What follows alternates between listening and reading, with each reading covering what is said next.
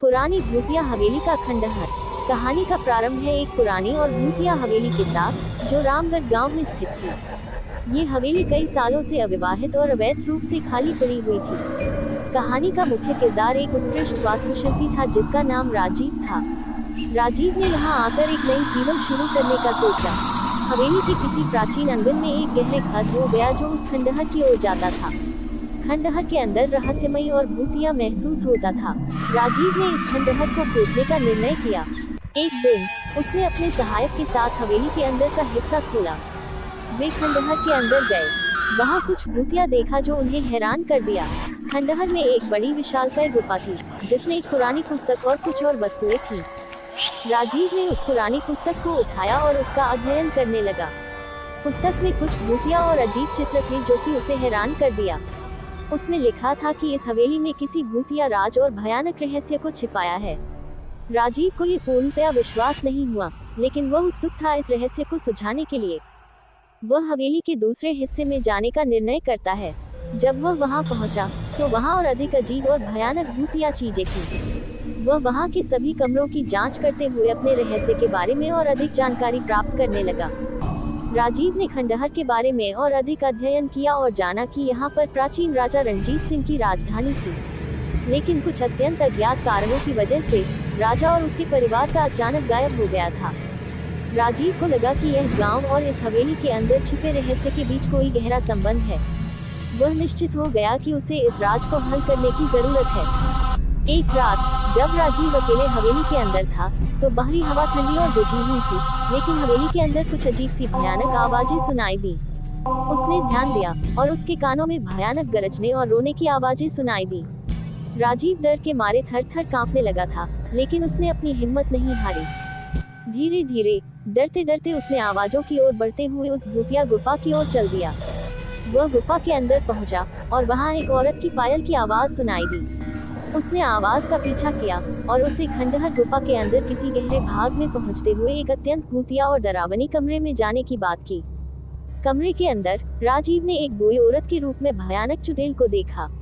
एक वृद्ध महिला थी जिसकी आंखें लाल हो चुकी थीं और उसके मुंह से खून होठ से बह रहा था। वह रो रही थी और अपने हाथों से अपने चेहरे को खींच रही थी। राजीव को डर लगने लगा, लेकिन उसने अपना धैर्य बनाए रखा। वह सोचा कि यह औरत शायद वही है जो राजा रणजीत सिंह की पत्नी थी, जो किसी अत्यंत अज्ञात कारणों की वजह से गायब हो गई थी। राजीव ने धैर्य और साहस दिखाया और उसने औरत से पूछा कि क्या उसे कोई मदद की आवश्यकता है। धीरे धीरे औरत ने अपना मुंह खोला और बताया कि उसे और राजा रणजीत सिंह को एक शैतानी शक्ति ने बंधक बनाया दिया है और उन्हें हवेली के अंदर एक अविश्वसनीय और अद्भुत परिपूर्ण परिदृश्य में बदल दिया है। राजीव को इस अज्ञात शैतानी शक्ति का सामना करने की जरूरत थी। वह निर्णय लिया कि उसे इसे नष्ट करने के लिए शक्तिशाली और अद्भुत विज्ञान की आवश्यकता होगी। वह औरत को बोला कहा कि वह लौटकर आएगा और उन्हें मुक्ति देने का प्रयास करेगा।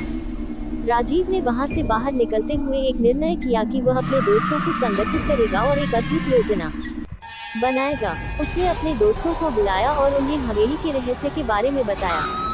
वे सभी एक साथ मिलकर राजा रणजीत सिंह और उसकी पत्नी को मुक्त करने के लिए एक योजना बनाने लगे। राजीव और उसके दोस्त ने तय किया कि वे एक विशेष अद्भुत औषधि बनाएंगे जो उन्हें शक्तिशाली शैतानी बल से मुक्त कर सके। वे अलग अलग तत्वों को मिलाकर औषधि तैयार करने लगे। उन्होंने भयानक जानवरों से लड़ने के लिए अलग अलग योद्धाओं को भी तैयार किया। एक रात जब चांदनी की किरणें हवेली के अंदर ताजगी और रोमांच से भरी थी, राजीव और उसके साथी गुफा में प्रवेश करने के लिए तैयार हो गए। वे धीरे धीरे और होशियारी से अपने लक्ष्य की ओर बढ़े। गुफा में उन्होंने शैतानी शक्ति के प्रतिरोध करने के लिए अपनी विशेष औषधि का उपयोग किया। उन्होंने भयानक जानवरों के साथ मुकाबला किया और शक्तिशाली औषधि का उपयोग किया। धीरे धीरे राजा रणजीत सिंह और उसकी पत्नी की रूप में आए हुए आत्मा उन्हें ध्वंस कर दिया। हवेली का रहस्य और भयानकता एक बार और उसके समुदाय से दूर हो गई। राजीव और उसके दोस्तों ने उस हवेली को बंद कर दिया और गांव के लोगों को बताया कि उनका अद्भुत काम पूरा हो गया है। वे सभी मिलकर खुश हुए कि उन्होंने अपने गांव को बुराई से मुक्त कर दिया है। इसके बाद से उस हवेली की कहानी गांव के लोगों के बीच में एक डरावनी कथा के रूप में बजी रही है। लेकिन राजीव और उसके दोस्तों के लिए यह एक उत्तम और सफल अनुभव था जिसने उन्हें अपनी साहसिकता और समर्थन का परिचय किया। इस प्रकार एक बुरा और भयानक रहस्य वाली पुरानी भूतिया हवेली का खंडहर राजीव और उसके दोस्तों द्वारा एक नई और उज्जवल युग के लिए नया जीवन मिला।